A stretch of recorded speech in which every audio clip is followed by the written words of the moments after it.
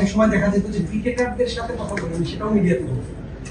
তো মানে একজন সভাপতি হিসেবে, একজন সর্বোচ্চ অভিভাবক হিসেবে এই ব্যাপারটাকে কিভাবে দেখেন এবং আপনার অবস্থান এইখানে কেমন হবে? যেমন উনি পিস রিপোর্ট দিতেন, উনি ম্যাচ রিপোর্ট দিতেন, উনি 11 সাজাতেন। তো নতুন সভাপতি হিসেবে এটা কিভাবে দেখেন এবং আপনার অবস্থানটা কেমন হবে মিডিয়া বা ভাই? ক্রেডিবিলিটি বলছি না আমি। I M A former captain, তখন থেকে press conference.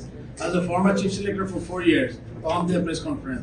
As a former chief selector for 3 years, তখনও প্রেস কনফারেন্স করেছি। So media, it's not that I don't like you, I like you guys, but আমি আমার limit, আমার boundary আমি খুব ভালো জানি যে কোন ব্যাপারে আমার কথা বলা দরকার, কোন দরকার নেই। ওইটা আপনি রেস্ট অ্যাসিওর্ড থাকেন, বেশি কথা আমার কাছ থেকে আসবে না। তখন আপনি রাগ করবেন যে আপনি কোনো কথাই বলেন না, খারাপ লাগতে পারে, বাট বলে নিলাম আর কি।